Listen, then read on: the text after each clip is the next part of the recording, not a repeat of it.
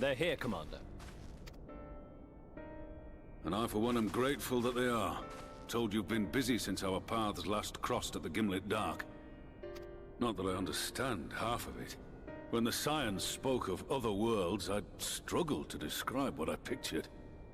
Mayhap things would seem clearer were I to hear the tale from your own lips. But I'm afraid the situation will not afford us that luxury. I trust you two require no introduction. We meet again, hero of Eorzea.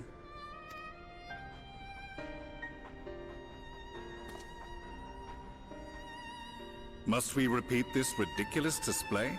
I pose no threat to you, though what I come to warn you of very well might. Had he meant to do us harm, I hazard he would have kept to the shadows, and brought more than 2 companions. We need not pretend to be the best of friends, but I hope we can put aside our differences for the present.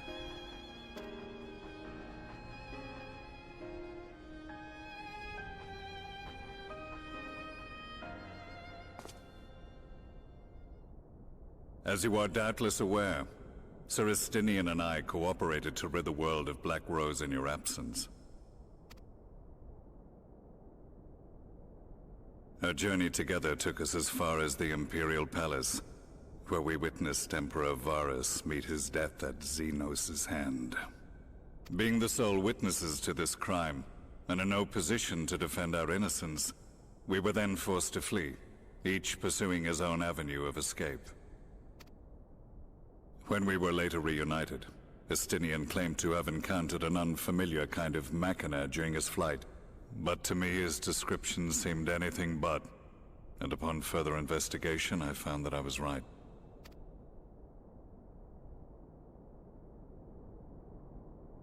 The Empire is developing a new Ultima Weapon. What, that Allagan monstrosity, created to vanquish primals? With which you yourself once thought to conquer Eorzea? The same. In my foolishness, I sought to harness its power, and became the Ascian's pawn in so doing. But you know as well as I how that tale ended. The weapon itself, excavated from beneath this very city, was destroyed ere we could fully unravel its secrets, and that should have been the end of it.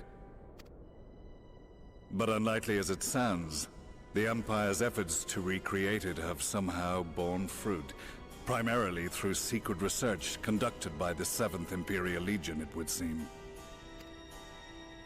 Wait, the 7th was all but annihilated at Cartano, along with its legatus. Indeed, few survived. The 7th, as it is now, has little in common with the Legion led by Vandanis, and its leadership has changed hands several times since. Precisely how this project has continued despite such turmoil, and under whose auspices, remains a mystery. What we do know, however, is that a number of prototypes have been produced, and that one of them is on its way to Eorzea. We attempted to stop it, but it was all we could do to slow its progress, so we resolved instead to bring you warning. And right glad are we that you did, though it soundly dashed our hopes that tensions might ease at last. As it is, we've begun to strengthen our presence in the Gimlet Dark, and are assembling a force to meet the coming threat. A force with you in its vanguard, I hope. Before you say anything, I know full well you have pressing concerns of your own. Your comrades remain in peril, and I would not ask you to forsake them. But the fact remains that you, and you alone, have faced the Ultima Weapon, and emerged victorious. We need you. And so, when the time comes, if your comrades can spare you, I bid you lend us your strength. I've assigned an officer to await your word. The Ascian's downfall was to be the work of my remaining days, but it was my hand that kindled these flames, and I cannot allow them to spread any further. I will do what I must to see this mistake consigned to history once and for all. Even if it means begging your aid. The Fates will enjoy the irony, even as I endure the ignominy.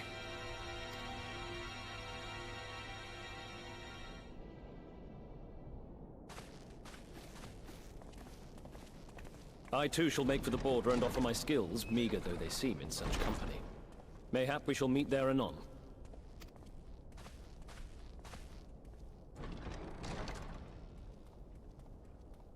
Though we can ill afford to ignore the coming of a new Ultima Weapon, our friend's plight grows ever more precarious, and none save you can join them in the first. I only hope you are not forced to make a choice.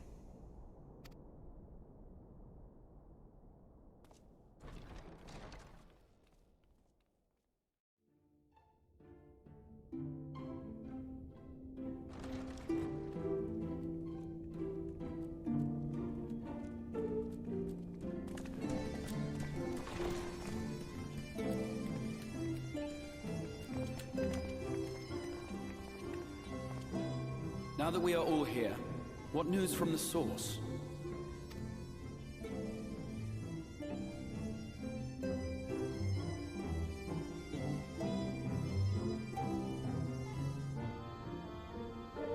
A new Ultima Weapon. We must count ourselves lucky that Gaius has pledged his assistance. While this is indeed a worrying development, I think the state of the Empire as a whole greater grounds for concern. With the Emperor slain and Xenos returned, it is impossible to predict how matters will unfold in Garlemald. The Ultima Weapon may be but the first of many unpleasant surprises. The situation beareth closer observation, of that there is no doubt, and doth compound our need to return unto the source.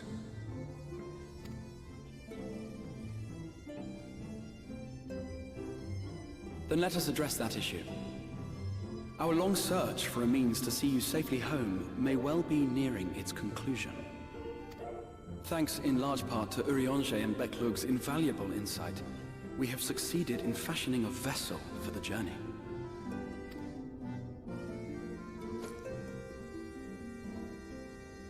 We set out to create a crystalline container retaining the more useful properties of white morosite, but without its regrettable limitations.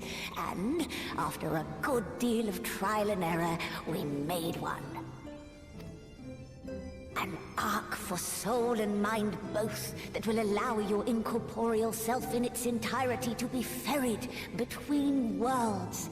A spirit vessel, if you will. However? Though the vessel is possessed of the requisite qualities to hold mind and memory, it wanteth yet for a means to receive of them. For that, we must needs imbue it with the Exarch's innate gift. A gift that lives on only through the blood of the Allagan Emperors, which certainly does not flow within Orosite or any other crystal. Just so, milady. The blood serveth as a conduit of sorts. In its absence, memory cannot pass from mind unto mind, nor from flesh unto crystal.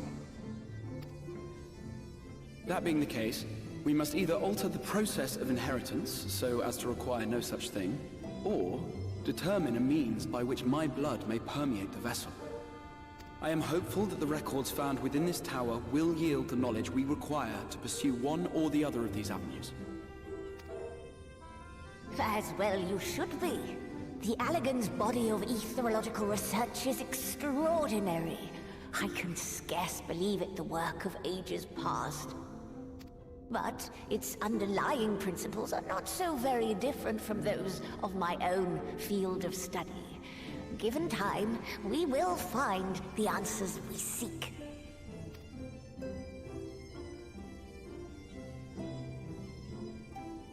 I know that you can ill afford to wait, and it pains me that I must ask you to do so. I can only reaffirm my promise to you that a solution will be found. Whatever it takes. I will see you safely home.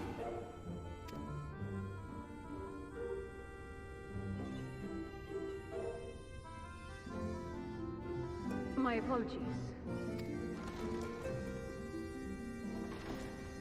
I do hope you haven't come to tell us that mortal peril fast approaches. No. I had hoped to speak with the Warrior of Darkness. But there is no need to cut short your meeting on my account. I will be waiting outside.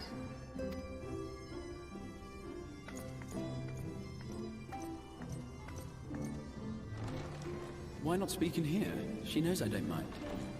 Unless she didn't want to. Perhaps I might accompany you. Though I am woefully ill-qualified to assist in the Exarch's research, I may yet be of some use to Lena.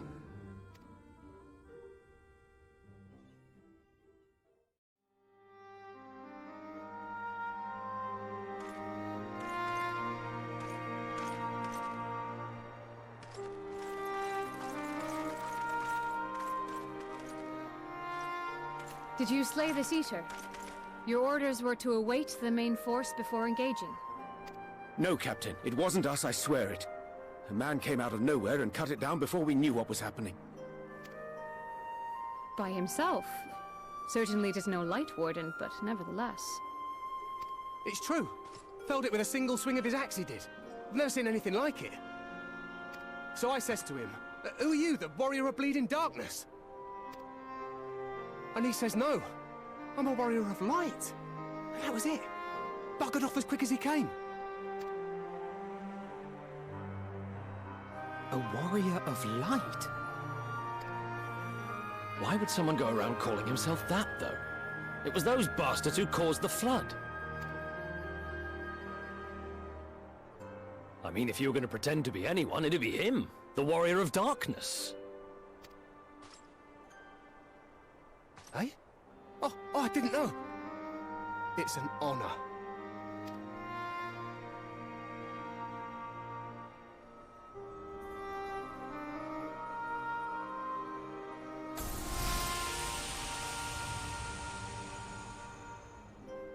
Since the Eater is no longer a threat, our work here is done. Return to your posts.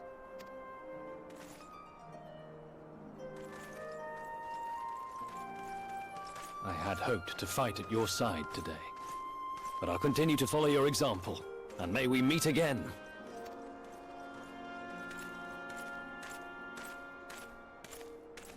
I apologize for the wasted journey. It seems I overestimated the threat. As for this Warrior of Light, I do not know who would be brazen enough to take that mantle for his own. Whatever it may once have meant, it is forever tainted by the association with the Flood. The Exarch told me the truth of Ardbert and his comrades' deeds, and I am aware they played some part in your own triumph. But to most, they are synonymous with the calamity that befell this world. Still, if this man is minded to destroy Sin Eaters, I may forgive him his unfortunate choice of alias. But that is neither here nor there. I thank you for accompanying me. With that concluded, shall we return to the Crystarium? There is a proposal I should like to make.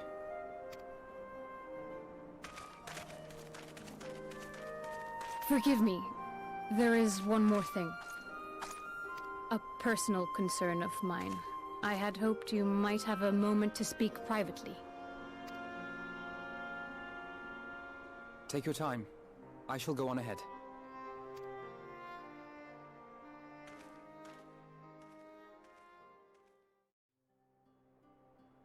I will not mince words. This matter concerns the Exarch. Though his countenance belies his age, his demeanor never has. He has seen more than any man should and grown ever more weary with time. But I see I give the wrong impression. While it is true he attempted to open a letter with a salmon fillet the other evening, we are not here because I suspect his mind is deteriorating. Nor do I believe him to be so maddeningly unconcerned by the prospect of his own death as he once was. Indeed, the opposite is true. It is for this reason that I seek your advice. Since he returned from the Tempest, the Exarch is not as he was.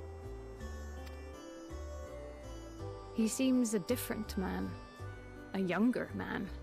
I know not the details of his research, but when I saw him at work recently, there was a glint in his eye that I had never seen before. He looked happy. It was as if he had peered into the future and for the first time found joy there. Though it gladdens me to see him thus, I wonder if I should not keep my distance. I fear that my presence will only anchor him to the past, remind him of all the pain that came before.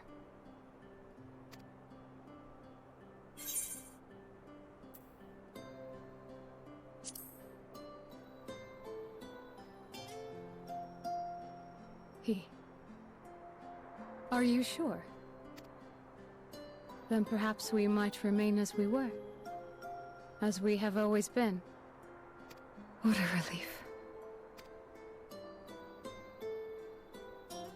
In that case, I will have to speak with him about the amount of time he is spending at work. This research is important, I know, but if he refuses to consider his own health, I will have to consider it for him.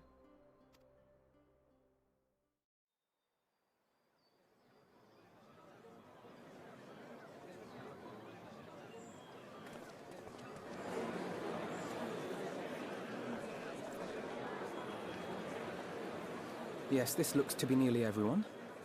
Let us begin, shall we? Though I am usually the first to hold forth at such events, I think on this occasion that honor should fall to you. They would be more inclined to take the word of the Warrior of Darkness. Indeed.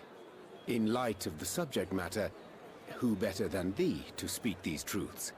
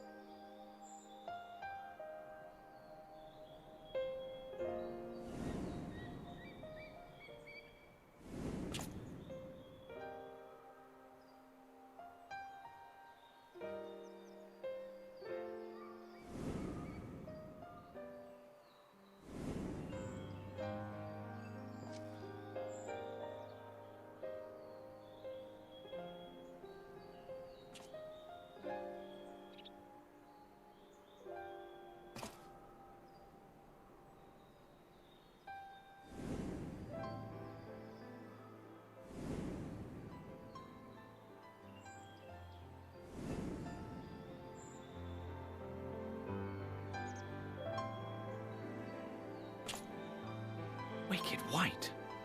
The Warriors of Light did all that? So they never... I mean, they only ever wanted to help.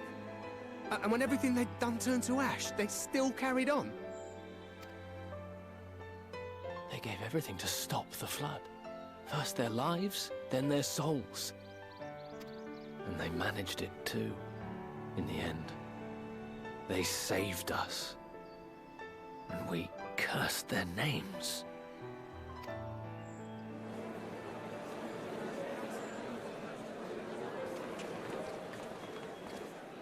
This should go a long way towards clearing the air.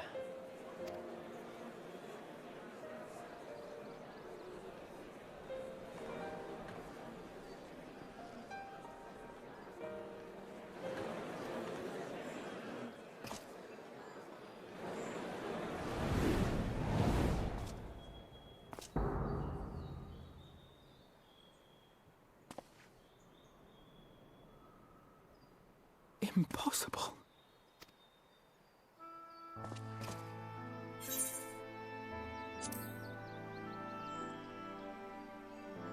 I definitely see something. You don't think it's a ghost, do you? Nay. Yonder standeth no bloodless apparition, but a warrior of light and darkness both. Ardbert. What in the world?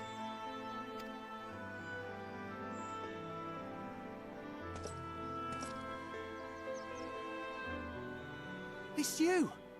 The one who slew the Eater!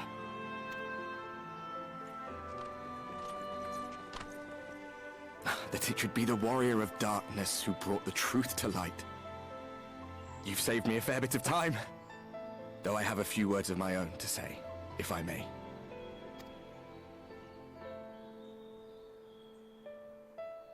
People of the Crystarium! I am Ardbert. One of those you know as a Warrior of Light. That's impossible. You should be dead. Aye, that I should.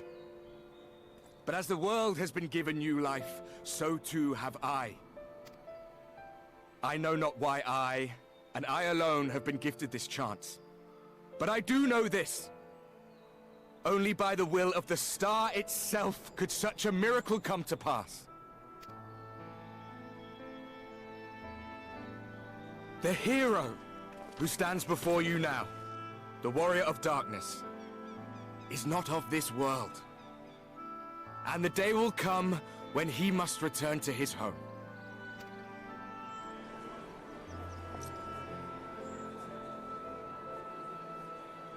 But this land is our home. And if it is to remain so, now and forevermore, it is we who must protect it. The time to rely on saviors from afar has passed. It is you who must rise. You who must become the new Warriors of Light! What? Us? Warriors of Light?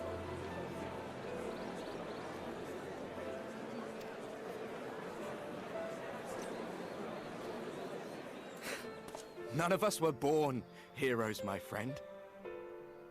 I was only ever a man with a thirst for adventure. But wherever my journeys took me, I was invariably confronted with the same choice. To lend what aid I could to those in need, or not. And I always chose the former. Any one of you could do the same. All you need is the will to help your fellow man, and the resolve to see it through.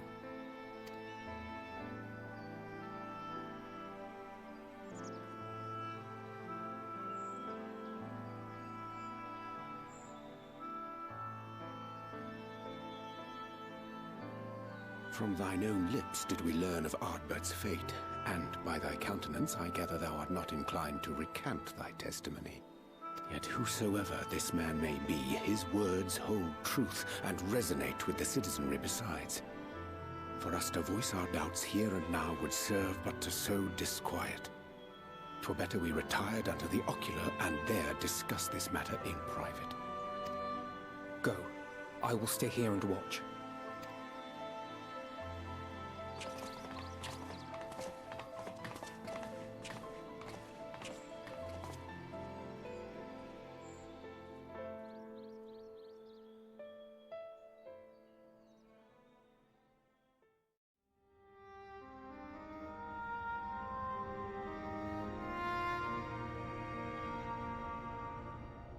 So, that is a Warrior of Light of the First. I've not had the pleasure of making his acquaintance, but as you all seem to be in agreement, I gather this is no simple case of mistaken identity. As far as I was able to discern, that was indeed Ardbert. It has been a long time, but not that long. Could he truly have been resurrected as he claims?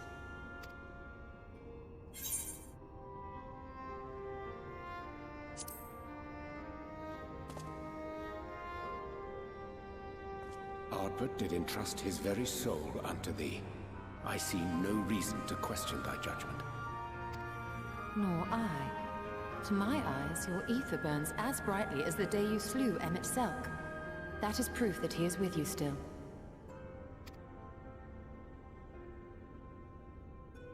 Yet that which standeth now before the people is far more than a passing imitation. I am reminded of the cardinal virtues, though a sin-eater he is not. Which leaveth but one plausible explanation. That he is an Ascian.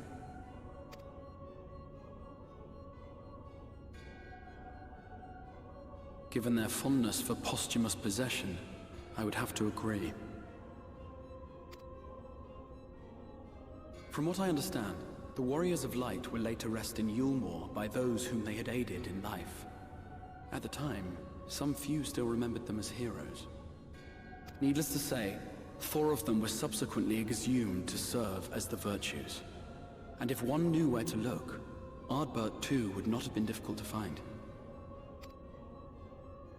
Assuming then that this is indeed the work of an Ascian, my mind inevitably turns to the last remaining paragon to survive the Sundering.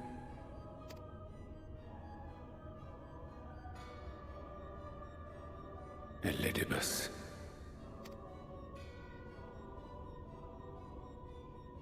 That Xenos hath reclaimed his own flesh is known. Thus evicted from his borrowed form, and cognizant no doubt of Emet-Selk's failure here in the First, 'tis quite possible the emissary chose Ardbert for his next vessel. Inhabiting the flesh of the fallen? Why, that is unsavory. And they do this often, you say? Verily, for they possess no corporeal forms of their own. In what one may term their natural state, none save those gifted with the echo can perceive them. Indeed, when Elidibus intruded upon the waking sands, his presence did go unmarked by all save Minfilia and the Warrior of Light.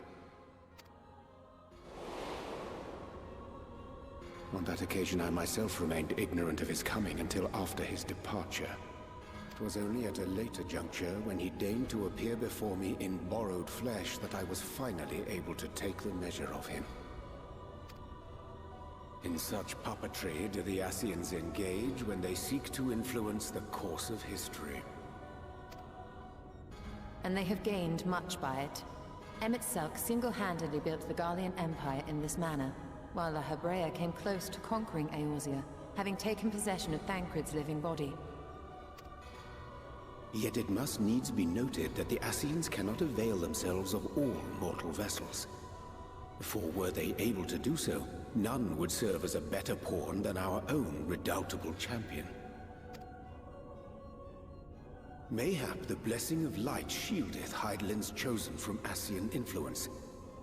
Or mayhap other forces are at work. We cannot say for certain. Whatever the reason, I hope it holds true. I dare not contemplate what might come to pass otherwise. Is it not peculiar, then, that Ardbert's mortal remains should be susceptible, given that he was once a warrior of light? Or did the final departure of his soul make it possible, perhaps? Regardless, to hear an Ascian use him to call forth new warriors of light boggles the mind.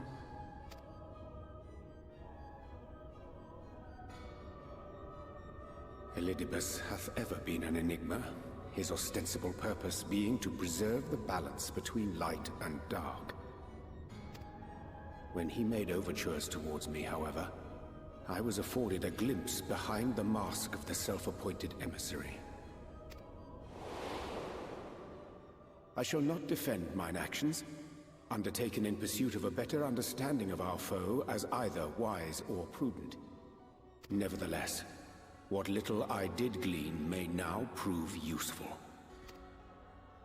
Elidibus possesseth a subtle mind, practiced in the art of manipulation. That he coaxed this star's most valiant heroes as far as the source with naught save half-truths is no trifling feat. And now I believe he doth employ his skills once more to some as yet unknown end. Though naught is certain, should my suspicions prove true, we shall have need of all our wits if we are to uncover and thereafter thwart his plot. Agreed. 'Tis plain that simply speaking out against him will not avail us. At best, it would only serve to confuse the people.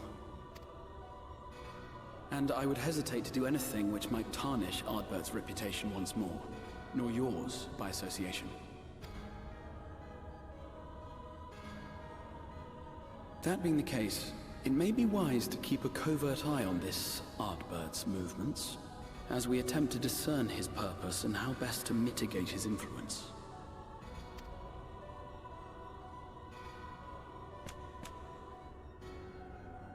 His performance appears to have concluded. What now? Go back out and follow him?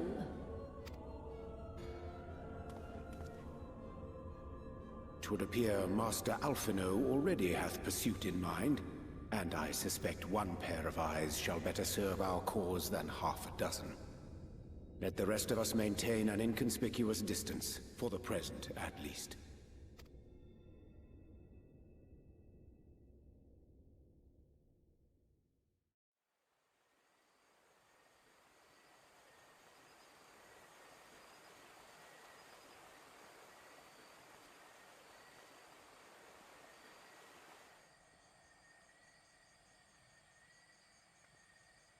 Come. Our new discoveries are to be found this way.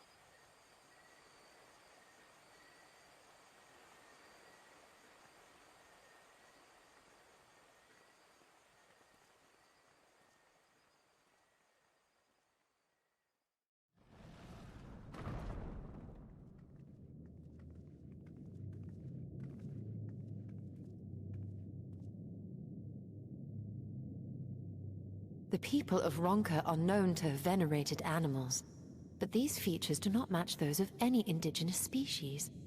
This is no common beast. Though that much is plain from its proportions.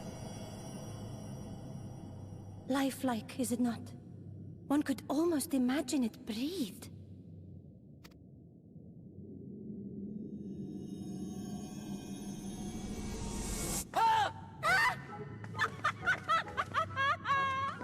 Why you... Ugh.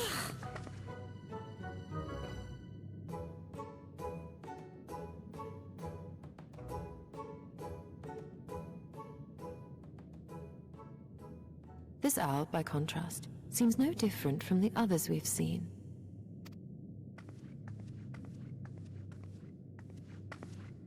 The sealed door lies ahead.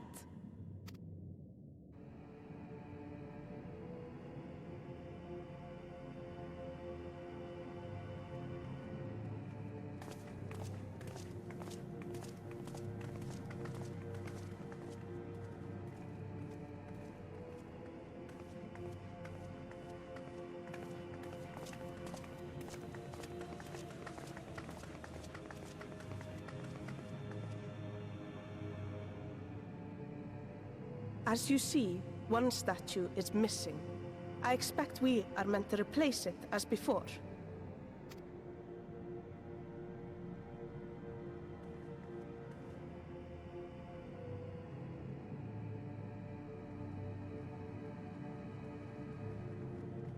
Too simple. There will be some additional defense mechanism.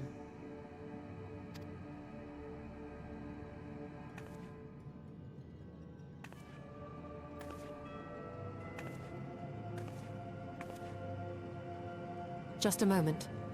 There are words carved into the stone.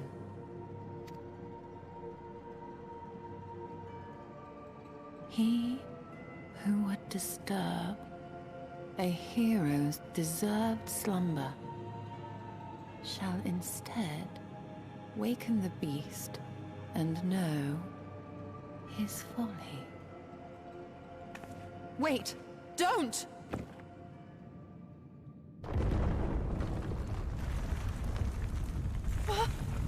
What? But I only... What is happening?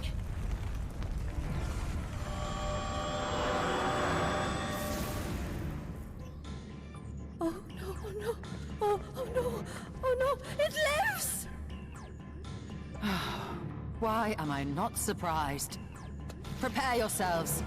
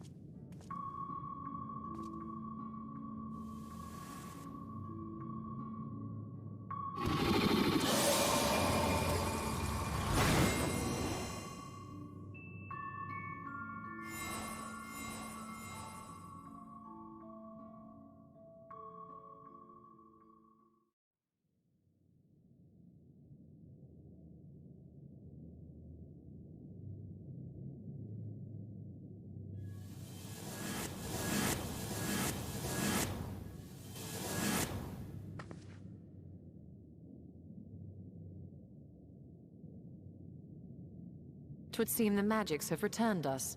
How polite. Now, what have we learned? Ah, we were bound to run into a living statue eventually. And now we can open the door.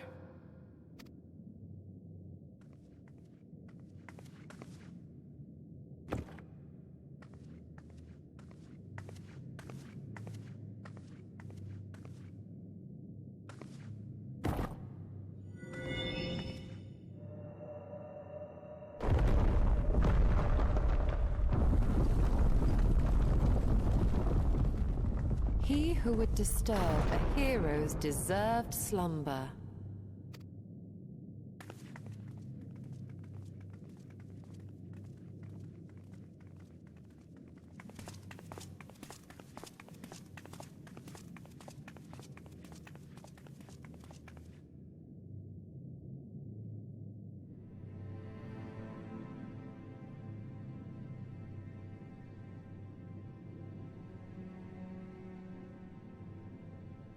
A tomb, just as I thought.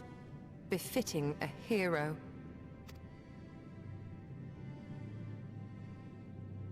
She is Vis. Could it be the Archmage Tiuna?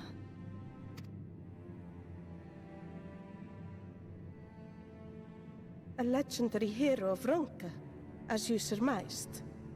The tales tell of how she smote entire armies with a single incantation. So potent was her spellcraft, though she ever fought in the name of peace. I thought them no more than tales. To think she really existed. Well, I for one always believed.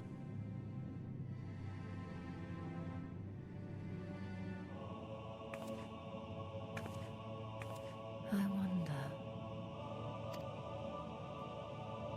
By the light of fallen stars, great power awakens. Tiuna was not only a master of spellcraft. It is said she could see truths long lost and hear the voices of men's hearts.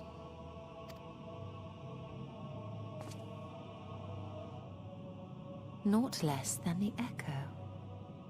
In which case, none of this is mere coincidence.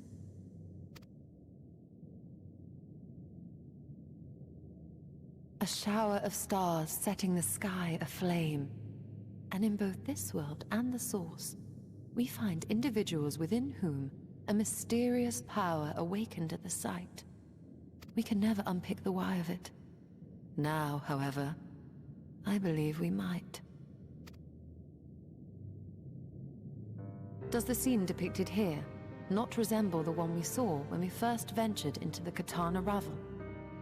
Moreover, does it not recall that which Emmett Selk invited us to witness in Amarot?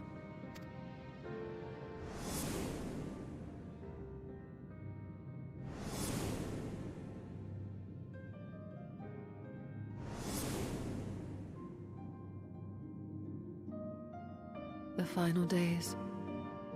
If, as the Exarch's research suggests, soul and mind share a fragile yet profound bond, might it not be possible for an event to leave such a deep imprint upon the soul that it could be perceived eons later, given a suitable trigger? The echo defies explanation by conventional etherological theory, or shall we say modern etherological theory. But if it is a power that once belonged to the ancients, to souls yet undivided...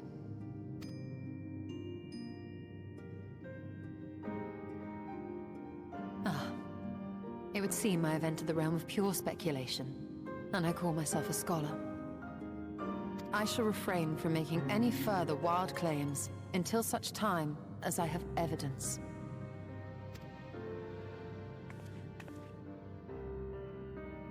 Still, I cannot choose but be reminded of our experience in Amarot.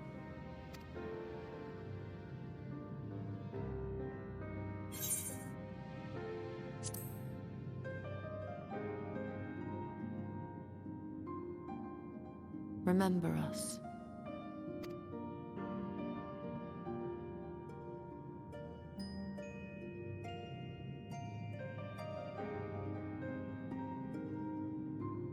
History is learned, not lived. We have always protected the tales of Ronka, just as we have protected this place. But we are mindful of what our mothers taught us. We see the past through our own eyes, and speak of it with our own words. Thus do we come to understand it in our own way. But this is not the same as remembering. Your mothers were wise. Though we witnessed the final days, our impressions could not fail to be colored by our own experiences and expectations. Those who lived through it would have perceived the event quite differently. We must bear in mind that it is no simple matter to keep the truth alive, or it will die with Emmett Selk and his kin.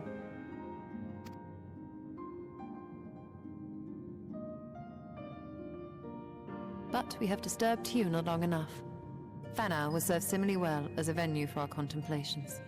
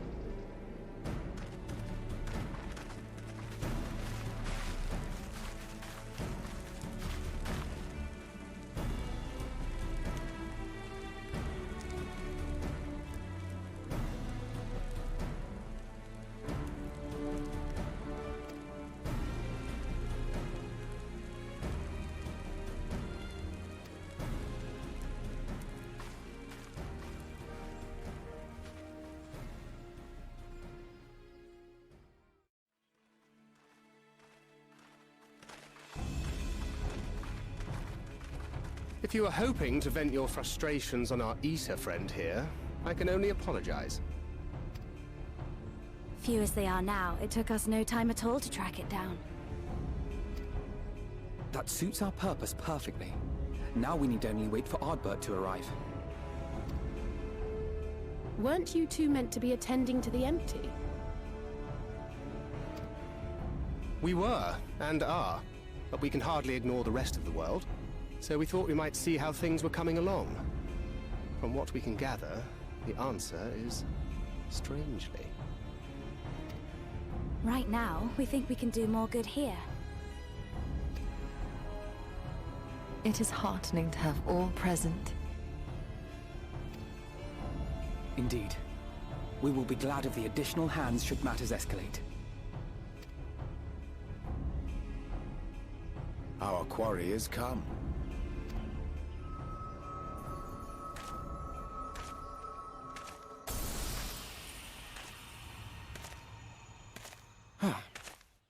It seems I've lost this particular race.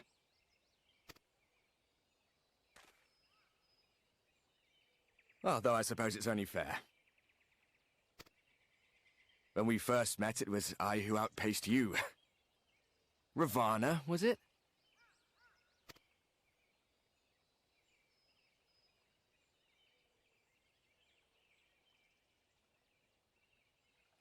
But where are my manners? I wouldn't be here were it not for you, and I have yet to say a word of thanks.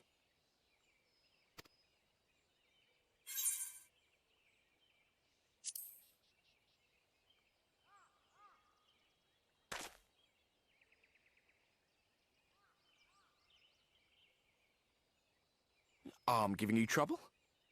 Well, you should have it examined.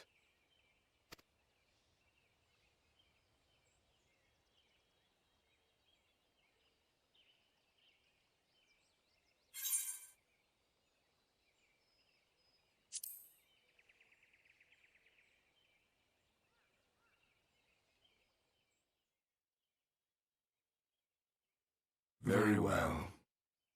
Let us forego this pretense.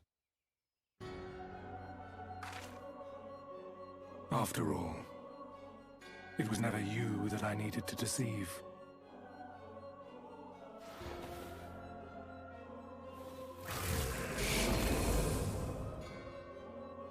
Yes, it is I, Elizabeth. Through your time in Emet-Selk's imitation of our home, I dare say you have gained a better understanding of my role since last we met. Not that it matters.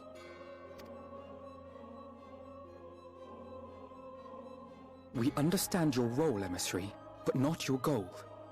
What is it that you seek to achieve?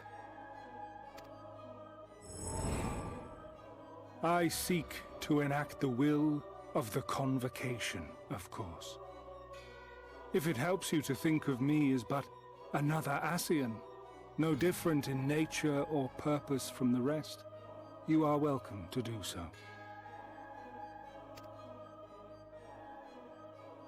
Once, I would have said your goal was destruction alone. Now I understand that you fight for something you love, just as we do. Yet though we seem doomed to clash, I bid you consider Emet-Selk's final words. Remember that we once lived, he said. Had he not seen some glimmer of hope in our kind, I do not believe he would have spoken thus.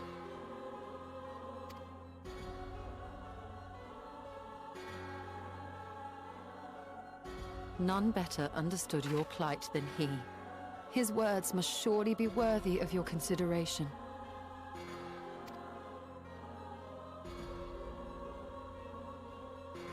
Emet-Selk.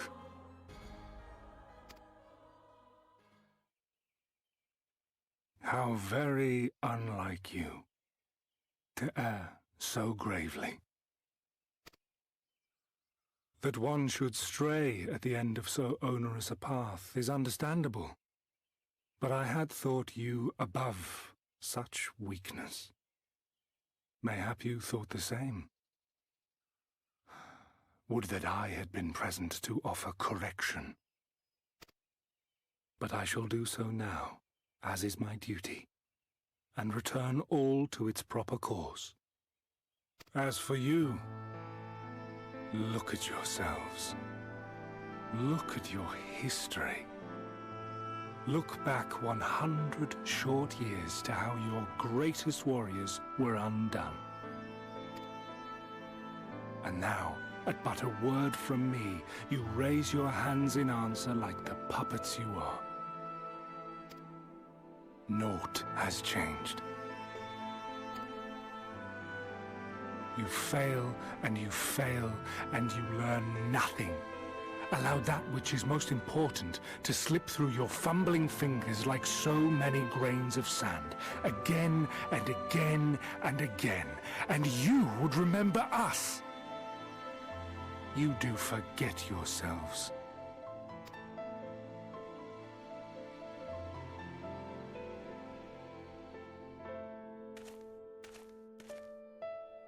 There is no common ground to be found between you and I, nor do I require any. I have my duty.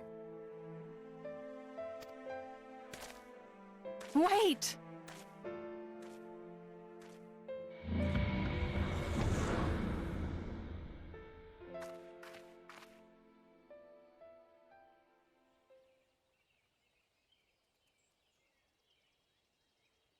Well, we have confirmed the identity of our foe at least, and 'tis safe to say his objective is the rejoining.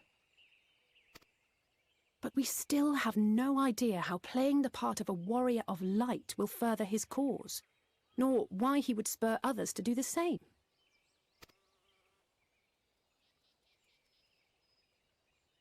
Another visit to the Tempest may shed some light upon these mysteries. Whether we are to exchange words or blows with Elidibus at our next meeting, the fact remains, we know too little. Ere our paths cross again, I would learn more of the world that once was, and of Elidibus himself. In this, we would be best served going directly to his home, much as Emmett Selk came to ours. Though I see the wisdom in thy suggestion, the Amarot we visited is but a phantom born of Emmett Selk's memory. I fear it will teach us little that we do not already know. I quite agree. Yet the ruins of the actual city remain unexplored. Given the vastness of the Tempest, I should not be surprised were there more such structures like to those in which the Ondo reside.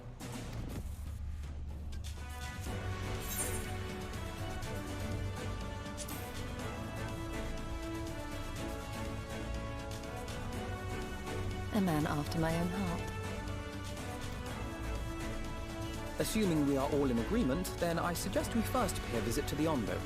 If anyone can tell us where more ruins are to be found, it is them.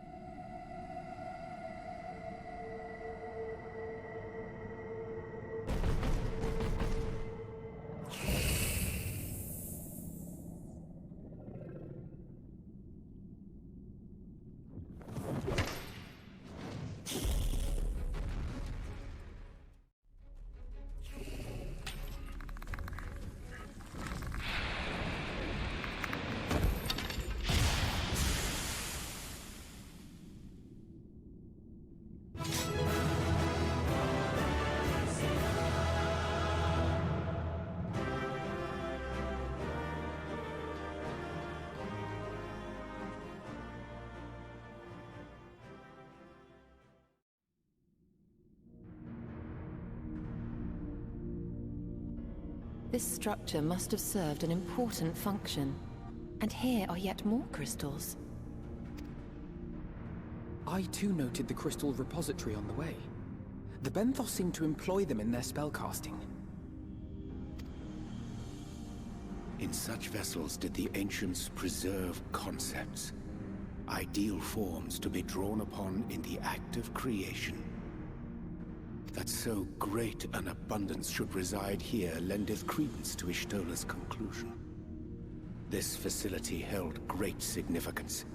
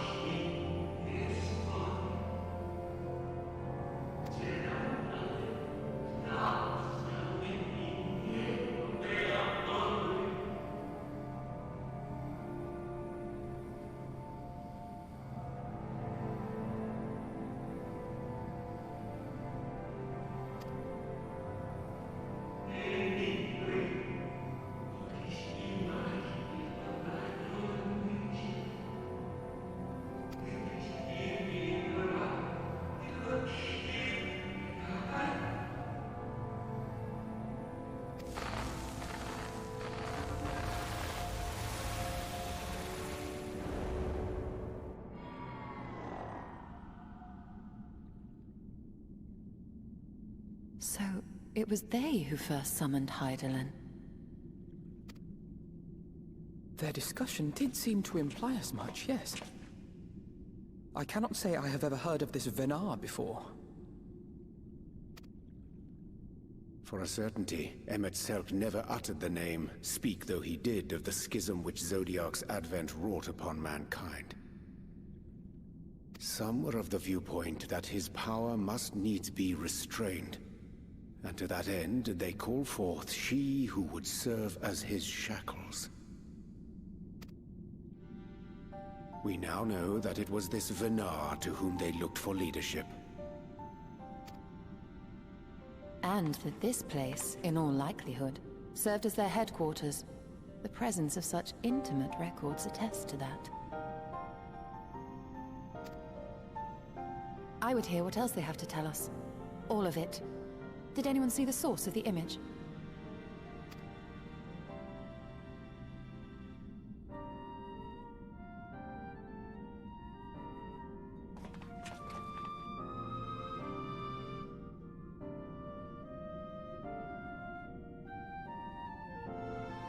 The device there? Then let us see what other secrets it holds.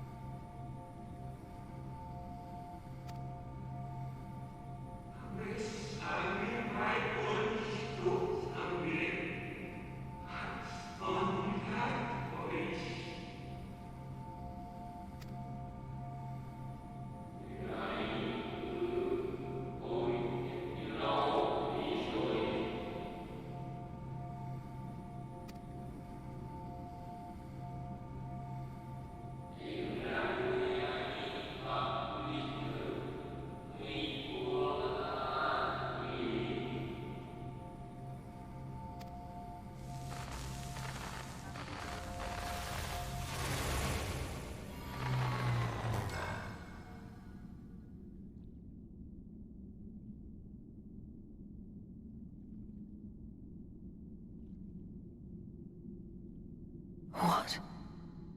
Forgive me, but did that not strongly imply that Elidibus sacrificed himself to become Zodiark's heart? 7 hells. Then who or what are we dealing with?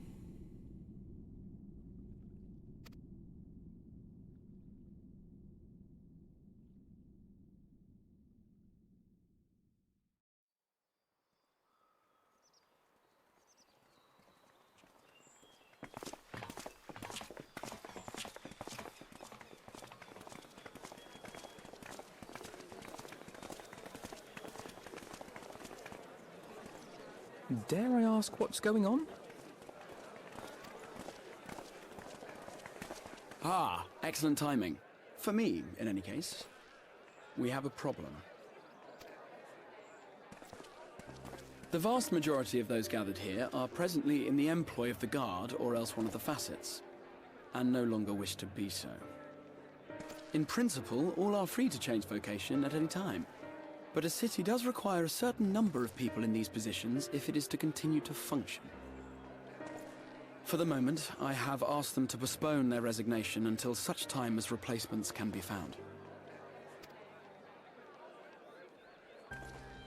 As you may have surmised, we have the Warrior of Light to thank for this. It's you! The Warrior of Darkness!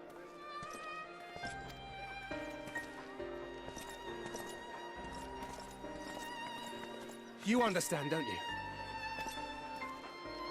Someone's going to have to look after this place once you're gone.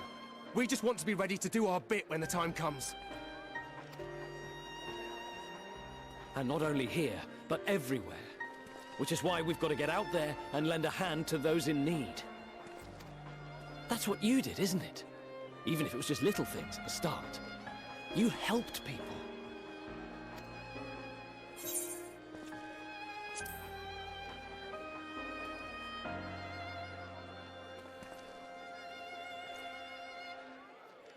And we're trying to do the same. We may have our sky back, but there's no shortage of people who still need help. If we follow in your footsteps, then I choose to believe we too can be heroes one day. Even warriors of light.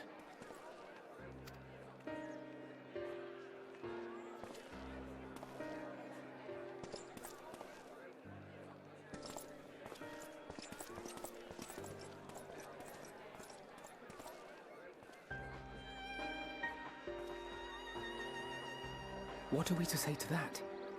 We can hardly tell them they are mistaken. They seek but to do good, as you have. But no more can we stand idly by and suffer a paragon's scheme to proceed unchallenged.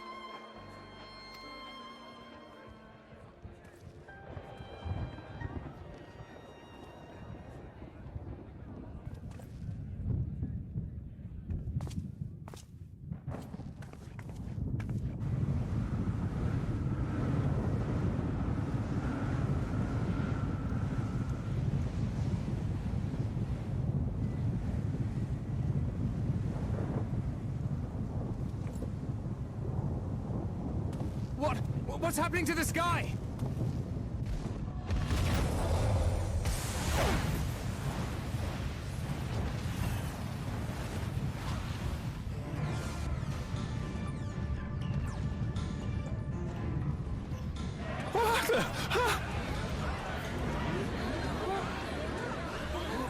Wicked Light.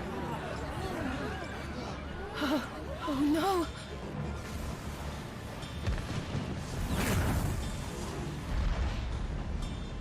By the 12. A star shower.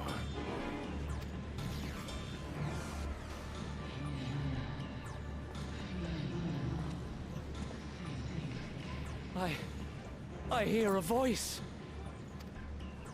You and all? Then why does it feel like it's inside my head?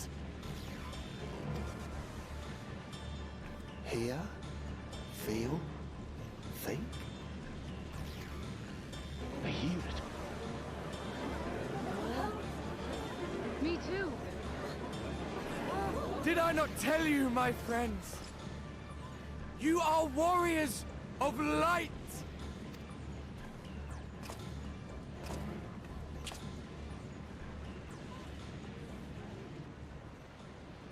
You're back!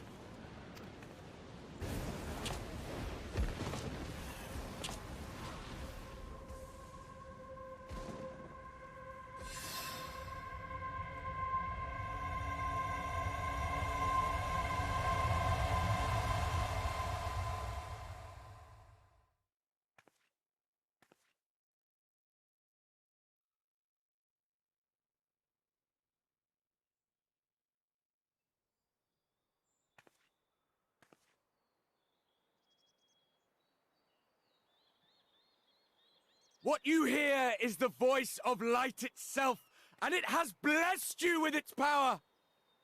Welcome to the fold! I'm a warrior of light. I've been chosen? Can it be? Me, the hero.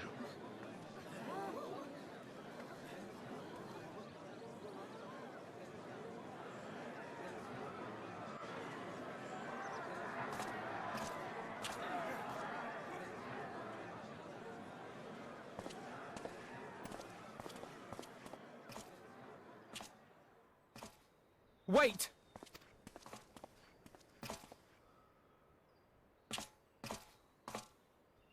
The falling stars, were they your doing? And why do you need warriors of light? What, am I to reveal my plans simply because you asked? Nay, I think not. Though the stars, I acknowledge mine.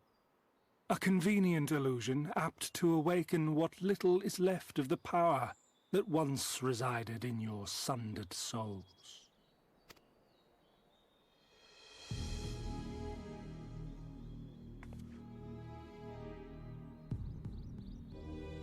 That which you and yours call the Echo. And an echo it is, of a symphony. But a fraction of what men in their completeness once possessed. Even those among you who tower over others in the gift have only the faintest trace of it. But though sundered and forgotten through death and mocking rebirth, it has persisted. A whisper of our past. Burned into your very ether, along with the sight of our end. Through the rekindling of memory, I have awoken the ability, just as Hydaelyn is wont to do when she has need of new minions.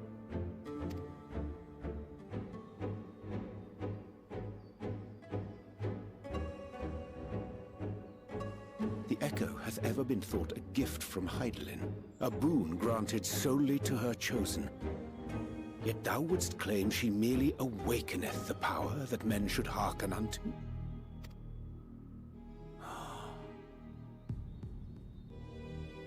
Her voice. Given the perceived simultaneity of her call and the awakening of her chosen's capacity to hear it, it is only natural that we thus attributed the source of the gift.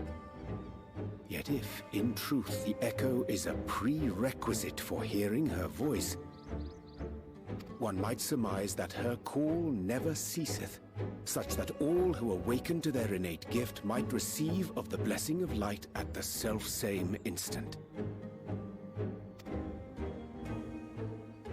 In sooth, we bore witness to this but moments ago.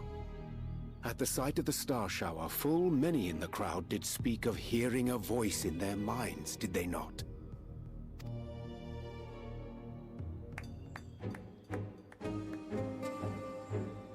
Just so. And whenever Hydaelyn has need of new servants, she is quick to pluck comets from the heavens or create illusions of the same. Why then didst thou conjure this vision, full knowing that thine age-old foe would thus claim those awakened to the gift? Foe? You must be mistaken. As you see, I am a warrior of light. And together with my comrades in arms, I shall save the world. Just like you.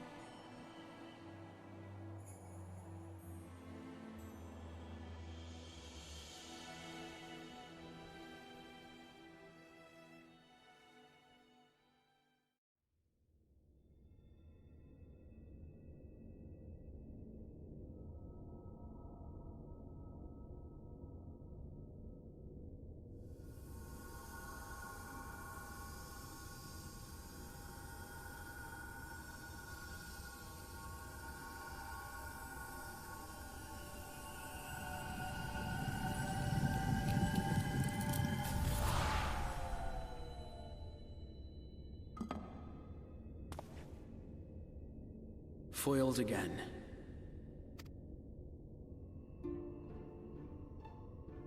If I cannot imbue the infernal thing with my power via magical means, we may need to devise a way to infuse the vessel with my blood after all.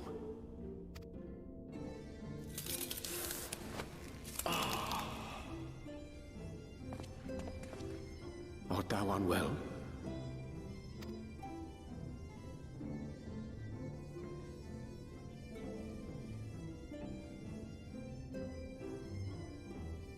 Or perhaps a brief respite? It wouldn't do to overtax yourself.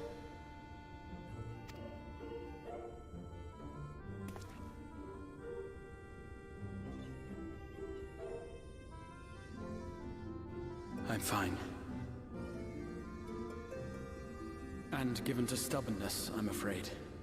Especially when I have a stake in the outcome.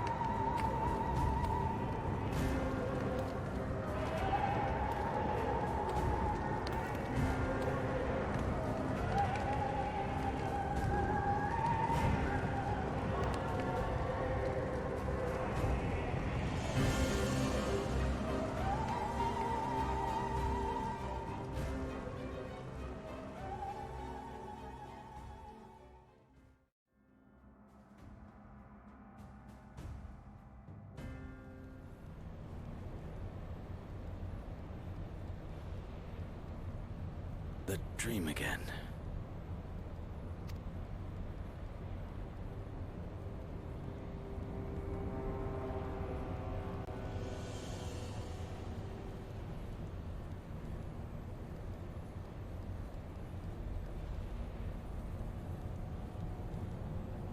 A recurring dream. They do so fascinate me. Might I trouble you for the details?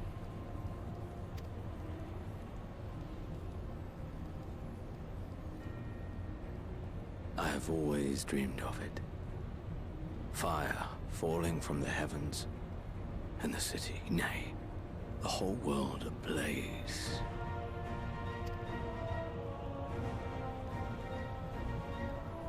Indeed. Could Emmett Selk have found a way? Precious few possess memories of the final days. The final days?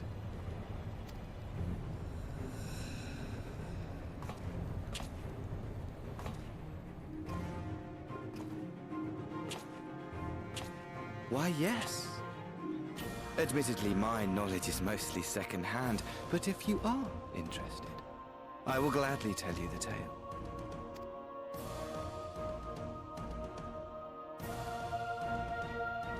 The tale of the world's end.